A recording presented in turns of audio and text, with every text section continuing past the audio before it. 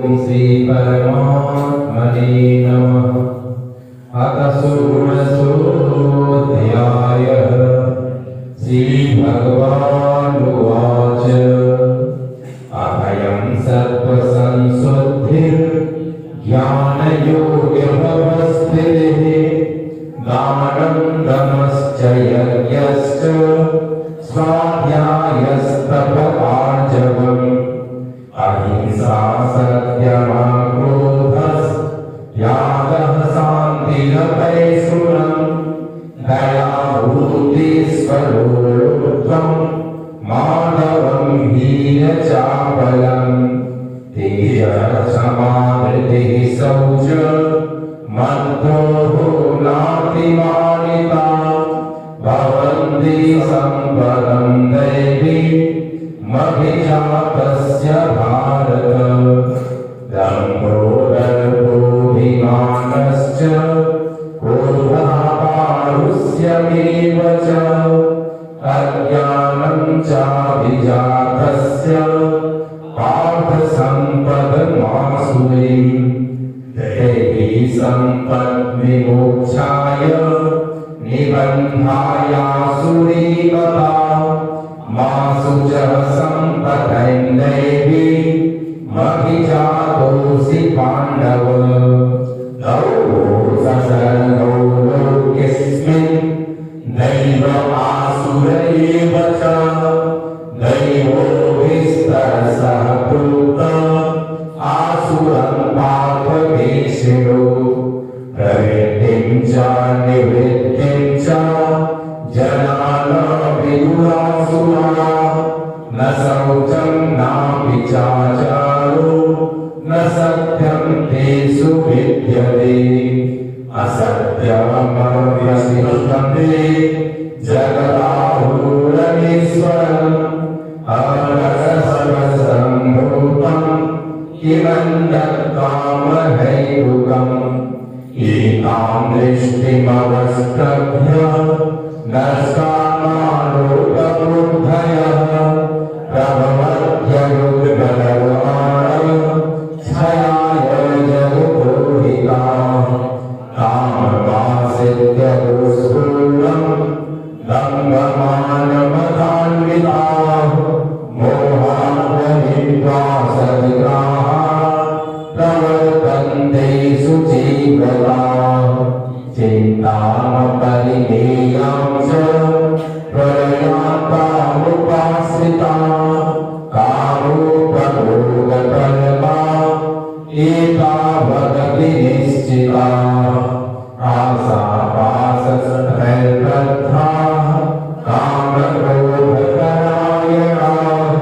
विनन्ति कामभोगार्थं मन्यायेनार्थसञ्चयाः इदमद्यमया लब्धमिमं प्राप्स्ये मनोरथम् इदमस्ति अनपि मे भविष्यति पुनर्धनम् असौ मया सतः सद्यो हरिष्ये चापरानपि ईश्वरोऽहमहं भोगी सिद्धोऽहं बलवान् सुखी आदरोऽपि जनमानस्मि कोऽन्योऽस्ति सदृशो मया यच्चेतास्यामि मोदिष्य नित्यज्ञानविरोहिताः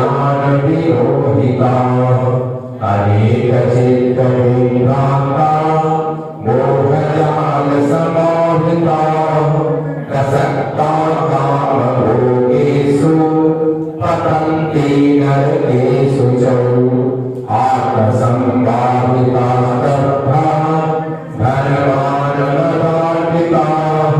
यजन्ति नाम यज्ञस्ते गम्भीराभिः पूर्वकम् अहङ्कारं बलं गर्वं कामं क्रोधं च संश्रिताः मामात्मप्रभवेषु प्रविशन्त्यभ्यसूयकाः तानहं द्विषवरूढाः संसारेषु नराधमाः क्षिपाम्यजस्रमसुभा नासु आसुरीष्वेव योनिषु आसुरीयोनिमापन्ना मूढा जन्मनि जन्मनि मामप्राप्यैव कौन्तेय ततो यान्त्यधमां गतिम् त्रिविधं नरकस्येकं द्वारं नाशनमात्मनः कामः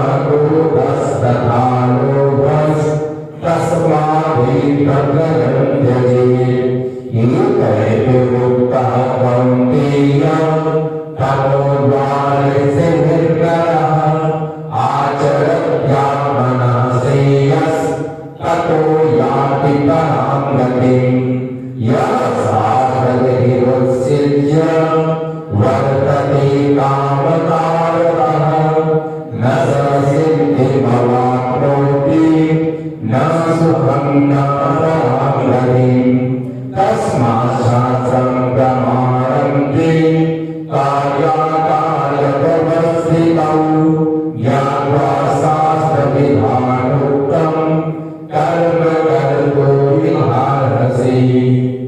ॐ तत्सदिति श्रीमद्भगवद्गीता उपनिषत्सु ब्रह्मविद्यायां योगशास्त्रे श्रीकृष्णार्जुन संवादे दैवासुर सम्पद्विभागयोगो नाम षोडशोऽध्यायः।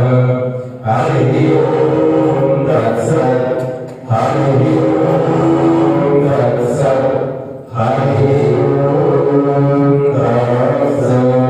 श्रीकृष्णार्पणमस्तु। शुभं भूयात्। वसुदेवसुतं देवं कंसचारूढमर्दनं देवकी परमानन्दं कृष्णं वन्दे जगद्गुरुं। बोलो श्रीकृष्णचन्द्र भगवान की जय। परम पूज्य सद्गुरुदेव भगवान की जय। गीता माता की जय। गीता जयंती महोत्सव की जय।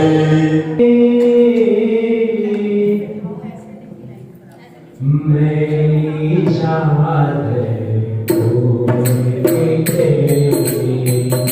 द्वार तुम्हारे आऊं। मेरी चाहत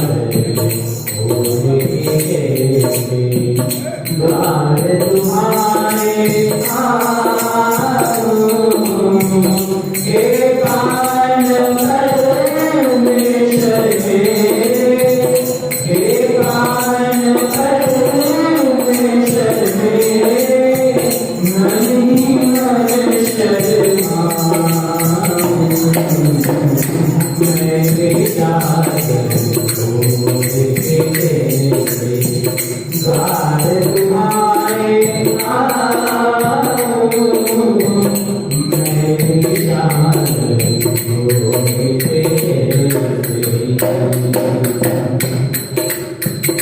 तुमने मुझको जग में भेजा निर्मल देकर आया। आगे संसार में किसको दाग लगाया। जन्म जन्म की मेरी साधन जन्म जन्म की मेरी साधन कैसे राग सुनाऊं। मेरी साधन बोल के कहते मेरी साधन बोल के कहते द्वार तुम्हारे आऊं। मेरी साधन बोल के कहते निर्मल वाणी पागल तुझसे नाम रहे राजा। मैंने भूल करने परमेश्वर कभी न तुझको गाया। निर्मल वाणी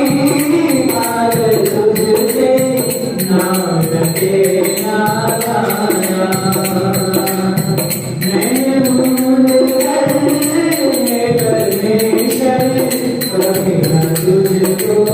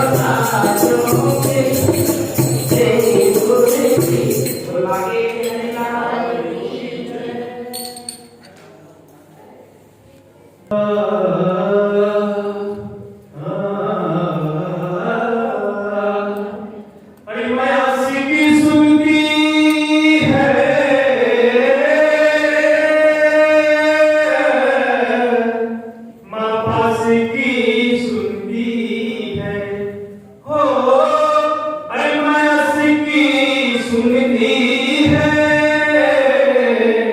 माँ पास की सुनती है। अरे माँ तो माँ है मेरे भक्तों, माँ हर दास की सुनती है। ओम सच्चे दरबार की जय, ओम वृंदावन बिहारी लाल की जय। अरे शाम तुमसे मिलने का हो, प्रभु तुमसे मिलने का सत्संग ही बहाना है।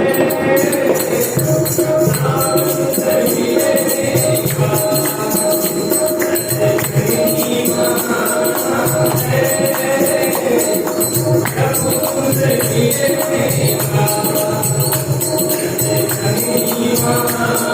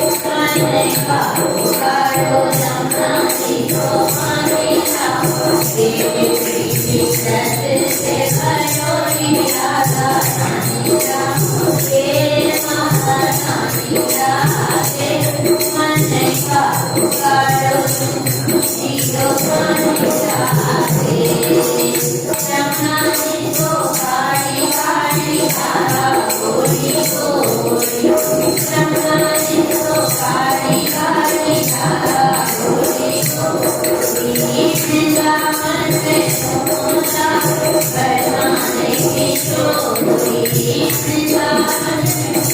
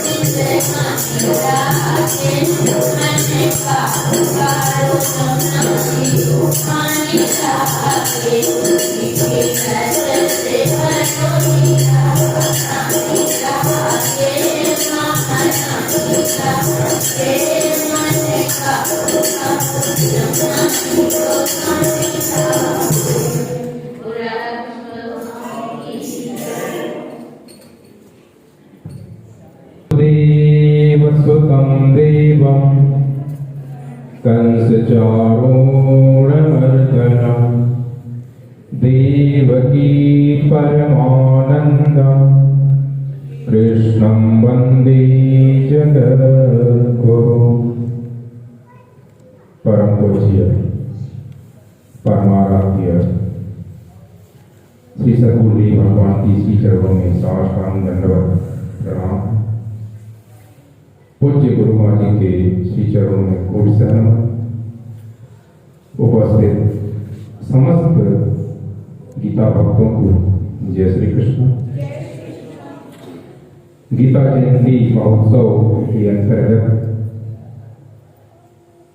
मैं बार बार आप लोगों को सूचित कर रहा हूं कि 23/12/2023 को गीता जयंती का जो अंतिम आहुति है वो दी जाएगी।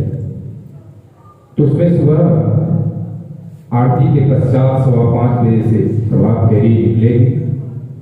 सभी लोग अपने हाथ में घर से भी दीपक ला सकते हैं, नहीं लाएंगे तो यहाँ पे व्यवस्था होगी, तो आप सभी लोग उसमें सम्मिलित होइएगा।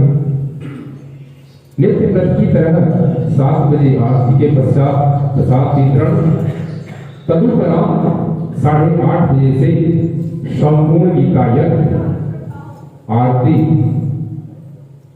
भगवान का भोग, उसके बाद प्रसाद वहीं पे वितरण होगा। तो आप सभी भक्तों से निवेदन प्रार्थना कि अधिक से अधिक संख्या में आकर पुण्य लाभ को अर्जित करें। अभी सबने मिलकर के 16वें अध्याय का, गीता जी के 16वें अध्याय का पाठ किया। इस पर मैं अपने भाव रखने के लिए बेटे अनिकेत ठाकुर को आमंत्रित करता हूं कि आए और अपने भाव, अपने मन के अंदर जो अभिव्यक्ति है गीता जी के ऊपर, उसको भक्तों के समक्ष रखे। अनिकेत पीयूष ठाकुर।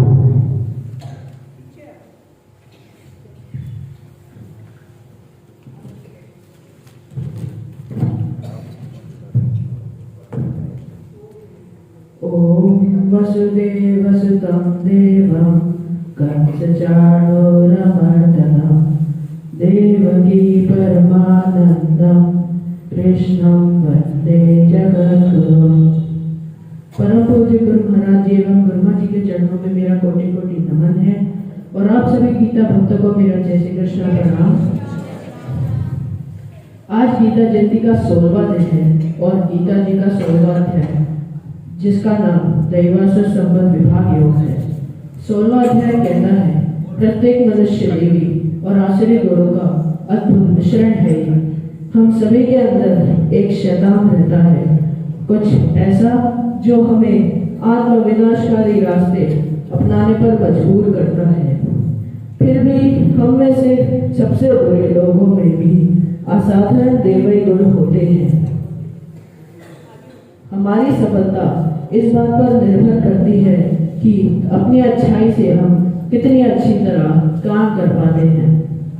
अभयम सत्व संशोधन ज्ञान योग्य व्यवस्थिति दानं दमश्च यज्ञश्च स्वाध्यायस्तप आचमम्।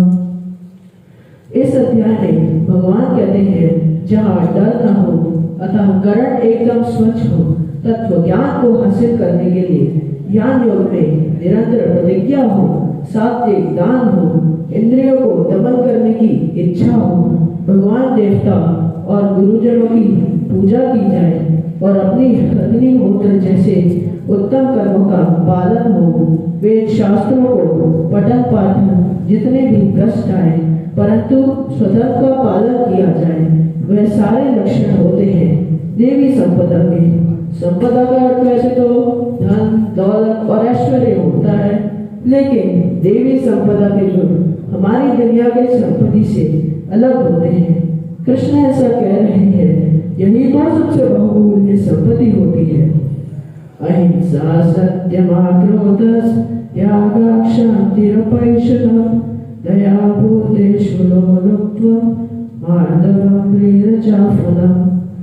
फिर भगवान कहते हैं ना मन से सोच के और ना वाणी से बोल के और ना ही शरीर से कभी भी किसी को कष्ट पहुंचाकर अपनी बात कहनी चाहिए। हमेशा अच्छी बातें कहनी चाहिए, यानी कि हमेशा सच और ऐसी बातें कहनी चाहिए जो सबको प्रिय लगे। जो भी मनुष्य बुरा करे उसके ऊपर भी कभी क्रोध नहीं करना चाहिए। घमंड और अभिमान बिल्कुल भी नहीं होना चाहिए और कभी ऐसा नहीं सोचना चाहिए कि सब कुछ करने वाला सिर्फ मैं ही हूँ। चित्त को चंचलता से बचाकर रखना चाहिए और सबकी मदद करनी चाहिए। सब कुछ उसे स्थिर करना चाहिए, किसी की भी बुराई नहीं करनी चाहिए। ये सारे लक्षण देवी संपत्ति से युक्त लोगों के ही हो सकते हैं। अंत में 16वां अध्याय कहता है यदि आप अपने दिव्य स्वभाव का पालन करते हैं तो आप अपना भी भला करते हैं और दूसरों का भी उत्थान करते हैं। आप सफलता और खुशी का जीवन जीते हैं और अतः मुक्ति पाने के लिए दुनिया से भी आगे निकल जाते हैं। मैं इन्हीं शब्दों के साथ अपनी बात को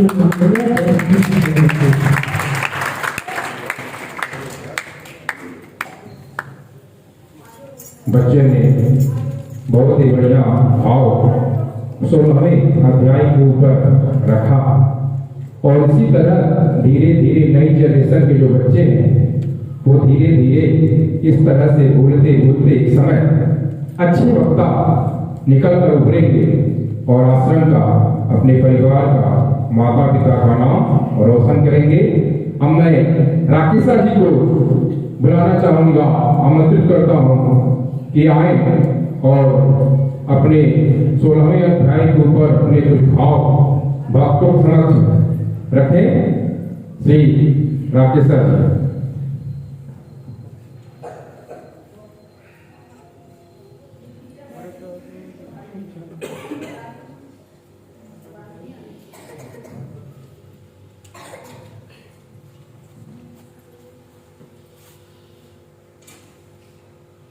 ॐ वसुदेवसुतं देवं कंसचाणूरमर्दनं देवकी परमानन्दं कृष्णं वन्दे जगद्गुरु। ॐ गीतांगाची गायत्री सीता सत्या सरस्वती ब्रह्मविद्या ब्रह्मवल्ली त्रिसंध्या मुक्तिगेहिनी अर्धमात्रा चिदानंदा भवन्ति वैनाशिनी वेदत्रयी परानंद तत्त्वात् ज्ञानमञ्जरी। ॐ गुरुर्ब्रह्मा गुरुर्विष्णु गुरुर्देवो महेश्वर गुरुर्साक्षात् परं ब्रह्म तस्मै श्री गुरुवे नमः। परम पूज्य परम आराध्य सदगुरुदेव भगवान जी के चरणों में हमारा कोटि कोटि प्रणाम है और आदरणीय गुरुनाथ जी को हमारा हृदय से प्रणाम है। आए हुए सभी गीता प्रेमियों को जो इस परिसर में है सबको मेरा हृदय से नमन है। जय श्री कृष्ण। वैसे तो बच्चे ने बहुत कुछ बता दिया, कहने को ज्यादा कुछ है नहीं इस अध्याय में, जितना कुछ बता दिया। फिर भी मैं अपने थोड़े से जो मुझे जितना समझ आया मैं बोलूंगी।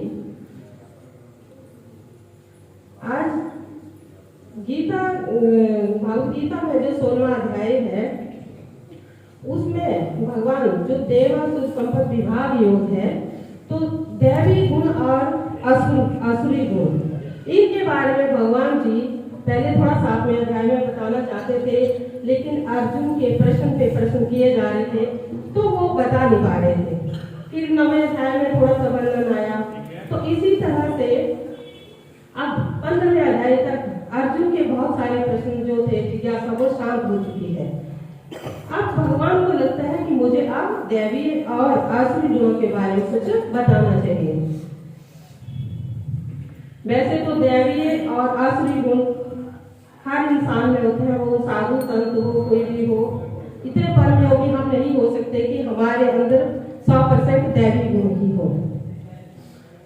पहले सतयुग में जो दैवी गुण वाले लोग थे और जो आसुरी गुणों वाले लोग थे वो अलग अलग ग्रहों पे रहते थे।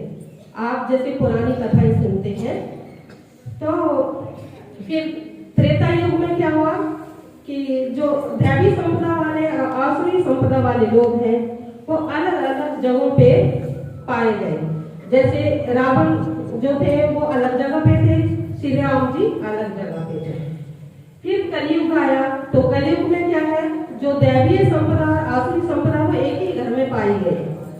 जैसे पांडव और कौरव एक ही घर में थे, लेकिन दोनों के विचार और बुद्धि में फर्क था। लेकिन आज जो कलयुग है इसमें न अलग जगह की जरूरत है, न अलग ग्रहों की जरूरत है, न एक परिवार की जरूरत है। आज जो दैवीय और आसुरी गुण है वो एक ही इंसान के अंदर पाए जा रहे हैं। कभी हम अच्छी बातें करते हैं तो हमारे अंदर वो दैवीय गुण सामने आ जाते हैं। तो कभी हम क्रोध कर लेते हैं, अभिमान कर लेते हैं तो हमारे ही अंदर वही आसुरी गुण आ जाते हैं। फिर जैसे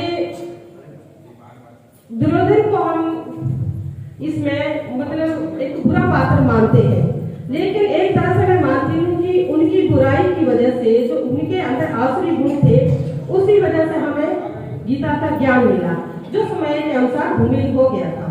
अभी हमारी दीवारें हैं, इनको पेंट किया हुआ है 4-5 साल हो गए, लेकिन अब हम नहीं करेंगे तो और बुरा हालत हो जाएगी। वैसे ही जो ज्ञान है जो कृष्ण भगवान ने सूर्य देव को दिया था वो समय के अनुसार आगे पीढ़ी दर पीढ़ी वो धूमल हो गया। तो उस ज्ञान की बहुत जरूरत थी। फिर क्या हुआ कि जो दुर्योधन की जो प्रवृत्ति थी मूढ़ अभिमानी बड़ों की बात नहीं मानना, उस वजह से क्या हुआ कि कृष्ण भगवान ने भी बहुत समझाया, नहीं माने वो। तो ये महाभारत का युद्ध हुआ। इसी युद्ध में फिर जब अर्जुन मोहित हो जाते हैं अपने को समझने को देखकर, तो भगवान जो है उनको डांटते भी हैं और इसी से गीता का आरंभ हो जाता है। फिर भगवान उनको सारी चीजें समझाते हैं, रिश्ते नाते कोई किसी का कुछ भी नहीं है। अपने विभूति भी भगवान ने दिखाई, सारी चीजें हुई। अब क्या है, फिर भक्ति के बारे में ज्ञान दे दिया। अब भगवान जो है उनको दैवीय गुण, आसुरी गुण के बारे में बताना चाहते हैं। तो जो पहले 3 श्लोक हैं उसमें सारे दैवीय गुण बताए गए हैं। 26 गुण होते हैं इंसान के अंदर, जो मैं मोटा मोटा बता रही हूँ। कि जैसे भय ना होना, जो दैवीय गुण वाला है उसको भय नहीं होता कि मेरी संपत्ति है तो कोई चोरी कर लेगा, या वो अंदर से भी भयभीत नहीं होता कि मुझे कोई डराएगा या मेरा कोई नुकसान हो जाएगा। अंदर से भी वो संतुष्ट रहता है, भीतर और बाहर से उसको कोई भय नहीं होता है। दैवी संपदा वाला जो मनुष्य है वो पहली बात वो अंतःकरण से शुद्ध होता है, उसके अंदर और बाहर एक ही व्यवहार होता है। उसके व्यवहार में ये भेद नहीं होता कि दिखावे के लिए कुछ और बात करेगा और अंदर से मन में कुछ और चल रहा हो, नहीं। जिसके अंदर दैवीय संपदा होती है वो भीतर और बाहर से एक जैसा ही होता है। और फिर धैर्य, शांति बनाए रखना, स्वाध्याय करना, ज्ञान और योग को प्राप्त करना, शास्त्रों से जुड़े रहना और क्षमाशीलता, ये सब चीजें बहुत सारे गुण हैं। 26 गुण जो जैसे हैं, तो एक एक को बताना जो है टाइम के अनुसार संभव नहीं है। अब भगवान जो है 4थे श्लोक में फिर दुर्योधन को आसुरी गुण के बारे में बताते हैं। तो आसुरी जो है यानी राक्षसी विचार वाले जो हमारे गुण होते हैं अंदर, वो 6 प्रकार के होते हैं। जैसे दम्भ यानी पाखंड करना, फिर घमंड करना, किसी चीज का हमें घमंड हो जाता है, हम जैसे ऊंचे कुल में पैदा हो, ये सब चीजें हमारे दिमाग में आती हैं कि हमारा तो कुल बहुत अच्छा है, या हमारे खानदान में जो है हमारा इतनी प्रॉपर्टी है, किसी भी चीज को लेकर उनके अंदर ये चीजें आती है। दम्भ, घमंड और अभिमान आता है। फिर क्रोध आ जाता है उनको, अगर उनकी मन की इच्छा पूरी नहीं होती तो क्रोध भी आता है उनको बहुत ज्यादा। फिर है कठोरता, वाणी उनकी बहुत कठोर होती है, सरल वाणी नहीं बोलते वो लोग। जो आसुरी संपत्ति के लोग हैं वो वाणी उनकी बहुत कठोर होती है। फिर है वो लोग जो है ज्ञान उनके अंदर नहीं होता, अज्ञानता होती है। लेकिन ज्ञान हो जाएगा तो फिर वो आसुरी नहीं रहेंगे, तो अज्ञानता होती है उनके अंदर। फिर भगवान जी, कृष्ण भगवान जी अर्जुन को बताते हैं कि अर्जुन तुम चिंता मत करो। 5वें श्लोक में भगवान बता रहे हैं तुम तो दैवीय गुणों को लेकर पैदा हुए हैं, तुम्हें कोई चिंता की जरूरत नहीं है। जैसे मैं कह रहा हूँ तुम सुनो और वैसे ही कर्म करते जाओ। फिर 6ठे श्लोक में भगवान ये बताते हैं दैवीय और आसुरी गुण क्या होते हैं। फिर आगे 7वें श्लोक में भगवान बताते हैं कि जो आसुरी, अब पूरा जो है 20 श्लोक तक भगवान 19 श्लोक तक जो आसुरी गुण के बारे में बताते हैं कि जो आसुरी संपत्ति वाले लोग होते हैं, जिनकी आसुरी विचारधारा होती है, वो लोग मतलब अच्छे बुरे का भेद नहीं जानते हैं, किसी की बात को नहीं मानते हैं। जैसे मैं आपको महाभारत से बताऊं कि जब दुर्योधन को विदुर ने समझाया तो दुर्योधन ने विदुर को भी डांट दिया और वहां से विदुर निकल गए नहर से। तो ये क्या था, उनको इतनी समझ नहीं थी कि ये जो है बड़े हैं और इनकी बात मुझे माननी चाहिए। उसी तरह से जो आसुरी विचारधारा के लोग होते हैं उनका ये मानना, वो भगवान को नहीं मानते हैं। वो तो ये मानते हैं कि ये जो संसार है ये तो स्त्री पुरुष के संबंध से चला हुआ है, इसमें भगवान का कोई रोल नहीं है, तो भगवान की सत्ता को मानते ही नहीं है। फिर आगे भगवान अर्जुन को बता रहे हैं कि जो आसुरी संपदा वाले लोग हैं वो बड़ों की बात को भी नहीं मानते हैं और किसी की सलाह कोई उनको अच्छी मतलब सुझाव दे उसको भी नहीं मानते हैं। जैसे दुर्योधन को कृष्ण भगवान ने भी बहुत समझाया था, तो उन्होंने कृष्ण भगवान को ही बोला कि अपने जो सेवा वो थे उनके रक्षक थे, उनको कह दिया कि आप कृष्ण को भी बंदी बना लो। यानी उनको ये नहीं समझती कि कोई सुझाव दे रहा है। जब भगवान आए थे कि तुम इनको 5 खेत ही दे दो, तो दुर्योधन ने बोला था कि मैं तो सुई की नोक के बराबर भी नहीं दूंगा। वैसे ही रावण को जो है बहुत समझाया था, उनकी पत्नी ने भी, उनके भीष्म भाई ने, सब ने समझाया था, लेकिन रावण के दिमाग में कोई किसी का सुझाव समझ में नहीं आया था। तो भगवान इसमें कह रहे हैं कि ऐसे लोग बहुत ही द्वेष करने वाले होते हैं, अहंकारी होते हैं और अपनी इच्छाओं की पूर्ति के लिए वो किसी भी नीचे स्तर तक जा सकते हैं। तो ये बात हमें उन्हीं तक सीमित नहीं रखनी। ये सब गुण हमारे अंदर ही, हमारा जो व्यवहार होता है ये सब जो है इसी में आ जाता है। हम ये सोच के पढ़ के ये ना छोड़ दें कि ये दुर्योधन के लिए था आसुरी संपदा या अर्जुन को उपदेश दे खत्म हो गई बात, नहीं। ये हमें अपनी दिनचर्या में ये बातें समझनी चाहिए। फिर भगवान इसमें मतलब आगे सारी आसुरी संपदा के बारे में बताते जाते हैं और भगवान आगे चलकर 19वें श्लोक में ये 18वें श्लोक में ये भी बता रहे हैं कि हे अर्जुन, अगर ऐसा जो इंसान है जो बड़ा की ना बात मानता है और वो भगवान से भी द्वेष करता है, भगवान ये भी कह रहे हैं कि वो ऐसे जो लोग हैं भगवान से द्वेष करते हैं, जैसे दुर्योधन कृष्ण भगवान से द्वेष करने लगे गए थे, वो उनकी बात भी नहीं मान रहे। तो ऐसे जो लोग हैं वो मतलब उनको किसी से भी कोई फर्क नहीं पड़ता, भगवान वो सामने कोई बड़ा घोषणा देने वाला। लेकिन जो दैवी संपदा वाले लोग हैं वो सबके प्रिय होते हैं। अब जैसे अर्जुन थे तो अर्जुन ने तो सिर्फ कृष्ण भक्ति की हुई थी, उन्होंने शिव जी की कोई भक्ति नहीं की, राम की नहीं की, ब्रह्मा की नहीं की। लेकिन सबके पास गए तो सब ने उनको क्या किया, शस्त्र दिए थे। क्यों? कि उनके अंदर दैवीय संपदा थी, अच्छे गुण थे, इसलिए भगवान प्रसन्न थे। ऐसा नहीं था कि उन्होंने उनकी भक्ति की, वो तो सिर्फ कृष्ण भक्त थे। और इसी बात को आगे भगवान जो है फिर आगे समझाते हैं अर्जुन को कि मुझे बहुत दुख होता है, ऐसे जो लोग होते हैं तो बहुत घोर नरकों में गिर जाते हैं। क्यों गिरते हैं? ये जो हमारा मानव जन्म है ये 84 लाख योनियों में बहुत दुर्लभ है। लास्ट जब हम एक गाय के रूप में लेकर के फिर मानव योनि हमें मिलती है। और इससे मानव जो जन्म है यूं सोचो कि आपके अगर आपने ऊपर कहीं जाना है और ऊपर वाली सीढ़ी पे जो लास्ट स्टेप है वहां पे हम अगर उस छत से उस लास्ट वाली जो स्टेप है वहां से अगर हम गिर जाते हैं तो कहाँ जाएंगे? नीचे फर्श पे आ जाएंगे। वहां से गिरने का मतलब कि हम उन्हीं 84 लाख योनियों में घोर नरकों में चले जाएंगे। और घोर नरकों में जाने का मतलब है कि हम ये नहीं कि दोबारा मानव बनेंगे, नहीं। जब आसुरी संपदा है तो मानव कैसे बनेंगे? तो कीड़े मकोड़े की योनियां भोगेंगे, पेड़ पौधे बनेंगे, पशु पक्षी बनेंगे, फिर तब जा करके फिर जो मानव योनि वो मिलेगी। उसमें भी 4 लाख किस्म के मानव होते हैं 84 लाख में। हम सब बैठे हैं एक ही भांति के नहीं है, 4 लाख किस्म के जो है लोग होते हैं मानव योनि में। तो उसमें पता नहीं हमें कौन से घर में पैदा हो जाएंगे जहाँ शराबी हो या कैसा घर हो। तो अगर अच्छे कर्म होंगे, दैवी संपदा होगी, तो अगर थोड़ा सा हम भटक भी गए तो किसी अच्छे यजमानों के घर में, अच्छे सम्मानित व्यक्तियों के घर में पैदा होंगे। सम्मानित का मतलब यहाँ धन दौलत से नहीं है, यहाँ पे अच्छे लोगों का मतलब है जिनके घर में पूजा पाठ हो और आदर सत्कार हो, कोई मेहमान आ गया या कोई भी उनके घर में याचक आ गया तो उसकी वो बात सुनते हो। तो भगवान कहते हैं अगर तुम थोड़ी बहुत भूल कर भी देते हैं तो फिर भी तुम अच्छे घर में पैदा होकर अपने जन्म को सुधार सकते हैं। अभी लास्ट में भगवान ये कह रहे हैं 21वें श्लोक में कि अर्जुन को जिज्ञासा थी, अर्जुन भी भयभीत हो गई इस बात को सुनकर कि दैवी और आसुरी संपदा में तो बड़ा कष्ट है। तो भगवान कहते हैं कि अर्जुन 3 जो चीजें हैं वो नरक के द्वार है, काम, क्रोध और लोभ। यानी जब हमारे अंदर किसी चीज को पाने की कामना पैदा होती है तो क्या होता है? हम उस चीज को पाने के लिए बहुत सारे निचले स्तर पर गिर जाते हैं।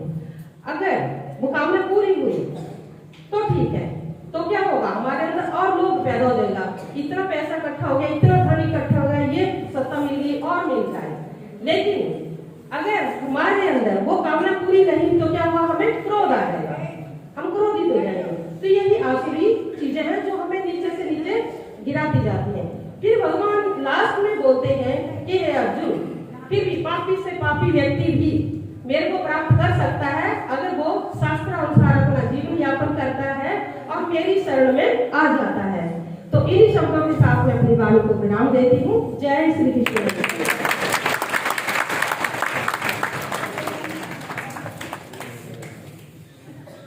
बहुत ही थोड़े शब्दों में इन्होंने अपने मन के भाव व्यक्त किए आप लोगों के सामने। बैठ के पढ़ना कुछ और होता और खड़ा होकर बोलना बहुत बड़ी बात। कई लोगों से मैंने इस 18 दिवसीय कथा के दौरान मैंने कई लोगों को कहा तो उन्होंने साफ मना कर दिया। तो जितने भी उपस्थित भक्त हैं सबका मैं धन्यवाद करता हूँ। आज का जो प्रसाद है वो हमारे भाई श्री करण सिंह तंवर जी के सुपुत्र श्री भुवन जी तंवर, प्यारी बहन प्रोफेसर सोनम तंवर जी यहाँ भी उपस्थित हैं। ये पूरा परिवार गुरु जी के प्रति, सद्गुरुदेव भगवान के प्रति पूर्ण रूप से हरदम समर्पित रहा। और भाई तंवर जी हर प्रोग्राम में आते थे और उनका पूरा सहयोग आश्रम को प्राप्त होता था। और उसी रास्ते पे चलते हुए हमारे भाई भुवन तंवर जी भी उसी माता पिता के प्रेरणा को अपनाते हुए उस कार्य को आगे बढ़ा। तो मेरी भगवान श्री कृष्ण गुरुदेव भगवान और गीता आश्रम के पूरे परिवार की तरफ से इनका हार्दिक धन्यवाद करता और इनके ऊपर भगवान की कृपा पूर्ण रूप से हमेशा बनी रहे और एक पूरा परिवार धार्मिक कार्यों में अपने आप को लगाए रखे। और साथ ही साथ हम ये आशा करते हैं कि आगे भी इनका सहयोग आश्रम को प्राप्त होता रहेगा। तो मैं भाई भुवन तंवर जी से निवेदन करता हूँ कि आकर के अपने मन के भाव भक्तों के समक्ष रखें।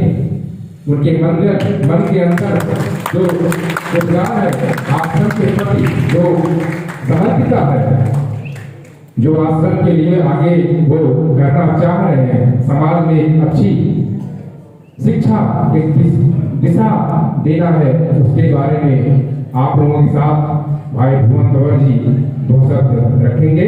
भाई भुवन तंवर जी।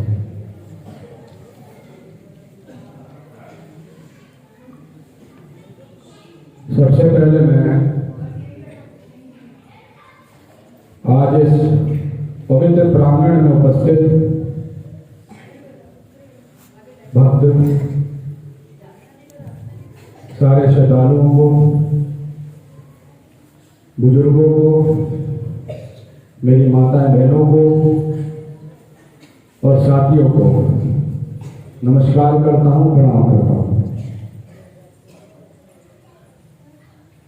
ये मेरा एक सौभाग्य है आज कि जो गीता जयंती महोत्सव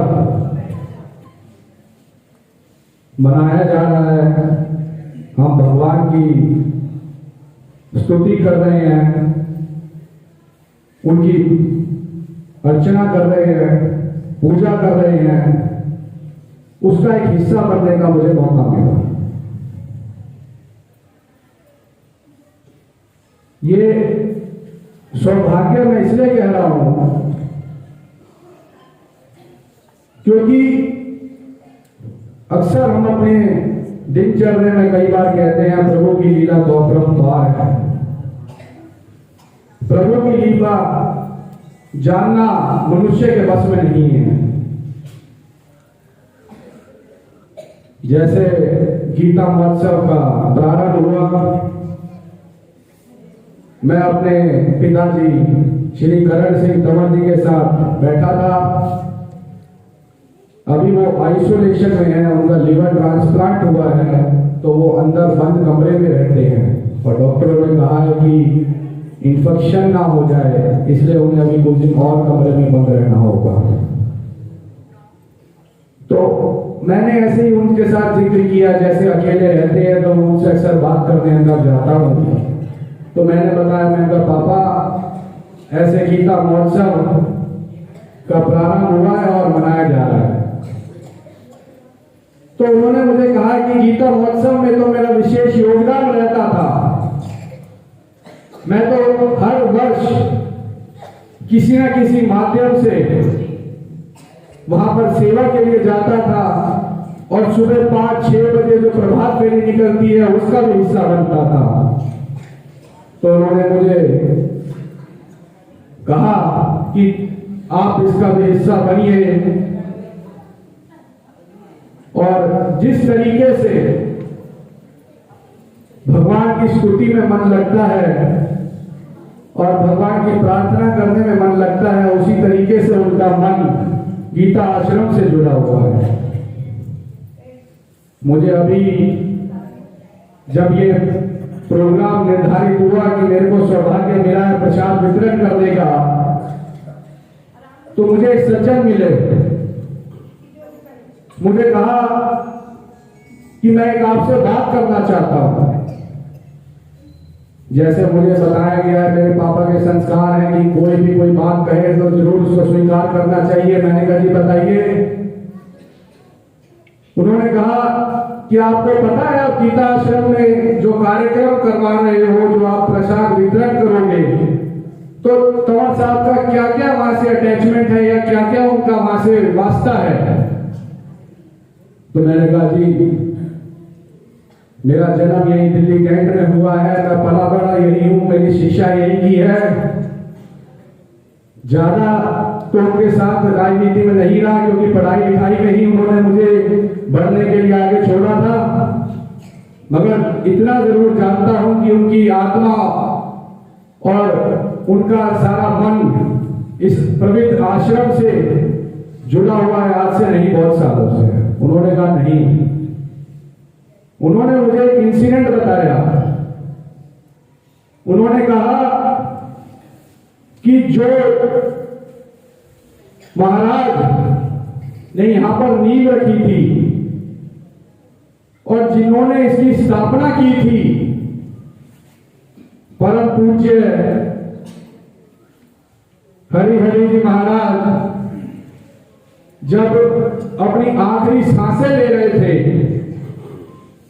और जब उन्होंने इस संसार को छोड़ा, तो जितने यहाँ पे भक्तजन थे सबकी एक आस्था, मन का विश्वास ये था कि महाराज जी की जो अंतिम संस्कार है, जो क्रिमेशन है, वो इसी स्थान पर होनी चाहिए जहां से उनका जीवन शुरू हुआ, जहां पे उन्होंने प्राण अपने त्याग दिए।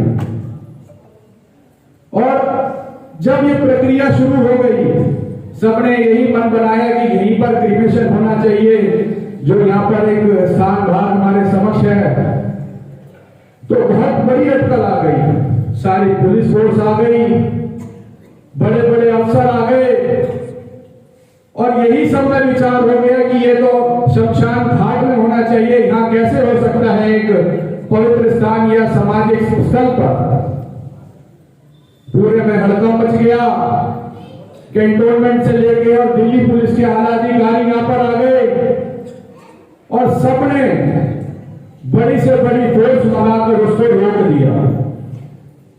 तो मेरे भाई अभी मुझे यही बता रहे थे कि उस समय उनका सच्चा भक्त, उनका सच्चा शिष्य सामने आ गए। वो मेरे पिताजी करण सिंह तंवर थे। ये बात है सन 2000 की। उस समय माननीय लाल कृष्ण आडवाणी जी होम मिनिस्टर हुआ करते थे देश के, और कहीं ना कहीं मेरे पिताजी तंवर साहब उनके चहेते या उनके लाडले थे। उन्होंने यहां पर जब आके देखा कि यहाँ तो पुलिस फोर्स खड़ी है और बड़े से बड़े यहाँ पर अटकल लगा दी और होने नहीं दे रहे, तो सारे लोग चिंता में जो यहाँ पर परेशान थे और उनकी आत्मा को जो ठेस पहुंच रही थी, उसका निवारण करने के लिए वो सीधा लाल कृष्ण आडवाणी जी के पास गए और मेरे को बताते हुए बड़ा गर्व होता है कि हमारे माननीय लाल कृष्ण आडवाणी जी ने उस समय पुलिस को आदेश दिया, ऑर्डर पारित कर दिया कि महाराज का क्रिमेशन उसी स्थल पर होगा, उसी जगह पर होगा जहां पर उन्होंने अपने प्रयाण ताके थे। तो इस तरीके से जब मुझे पता लगा तो मैं अचंभे में रह गया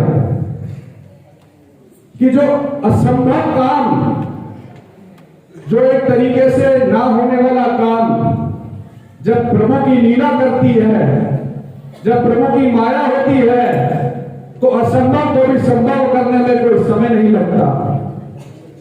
ज्यादा समय नहीं लूंगा, मैं बस इतना ही कहना चाहता हूं।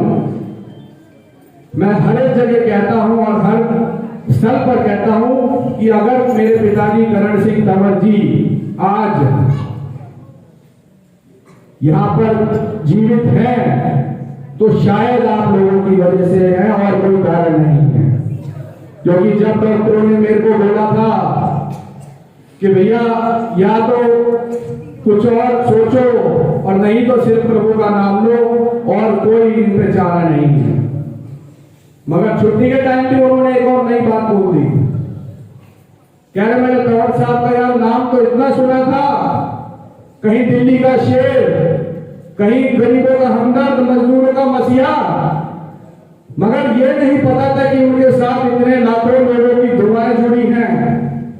जिस तरीके से, जिस स्थिति में वो चले गए थे, 12-13 दिन वेंटिलेटर पे थे, तो कोई कह नहीं सकता था कि कोई उम्मीद नहीं थी, कोई विकल्प नहीं था कि किस तरीके से वो बाहर आ सके। मगर मैं ऋणी हूं आप सबका, मैं एहसानमंद हूं आप सबका कि आप लोगों की दुआओं में वो ताकत है और प्रभु की लीला में वो माया है कि आज वो हमारे बीच में है, आइसोलेशन में है और जल्दी आपके सेवा में, दोबारा सेवा के लिए आपके बीच में आएंगे। मैं एक चीज और कहना चाहता हूं, कुछ लोग हमारे कैंट में आए हुए हैं आजकल। मैं आज इस प्रांगण से भगवान से प्रार्थना करता हूं कि भगवान उनको भी सद्बुद्धि दे। कुछ मेहमान आए हुए हैं, मेहमान जैसे हम घूमने जाते हैं, कहीं रिश्तेदारों के यहाँ जाते हैं तो मेहमान आते हैं मगर कुछ दिन में चले जाते हैं। मैं उन मेहमानों को भी बताना चाहता हूं कि अब छुट्टी का समय खत्म हो गया है और अब घर जाने की वापसी की तैयारी कर लीजिए। भगवान की लीला और श्री कृष्ण का आशीर्वाद जिस पर यहाँ पर होगा, उसके संकट, उसकी पीड़ा, उसके समस्याओं का चलते चलते निवारण निकल जाएगा।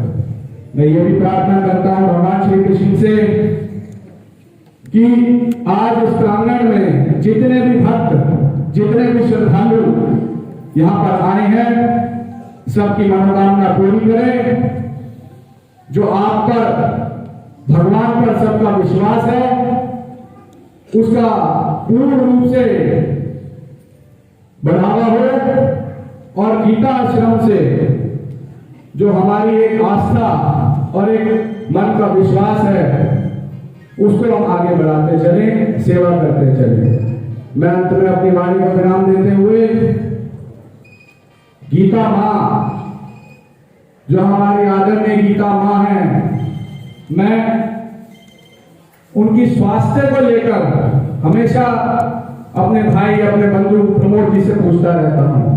मुझे ये पता लगा था कि उनका स्वास्थ्य ठीक नहीं था, हार्ट अटैक हुआ, मगर जो उन्होंने नेक काम और जो उन्होंने जीवन में अपने समर्पण किया है भगवान श्री कृष्ण के लिए, उसका फल उनको मिला और आज वो स्वस्थ है। मैं जल्द से जल्द उनके स्वास्थ्य के लिए भगवान से प्रार्थना करता हूं कि वो जल्द से जल्द स्वस्थ होकर हमारे बीच में इस आश्रम में आए और हमें आशीर्वाद देंगे। अब मैं सबसे ये गुजारिश करूंगा, जो आज एक हमने छोटी सी आहुति देने का निर्णय लिया है, मुझे सौभाग्य मिला है, तो आप सब प्रार्थना है मेरी कि प्रसाद लेकर और तब यहां से आप जाइएगा। बहुत बहुत अच्छा।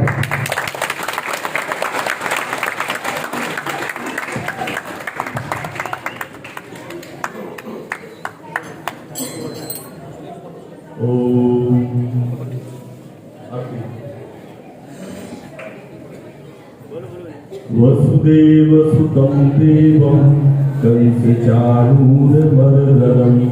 देवकी परमानन्दं कृष्णं वन्दे जगद्गुरुं। वसुदेव देवसुतं देवं कंसचाणूरमर्दनं देवकी परमानन्दं कृष्णं वन्दे जगद्गुरुम्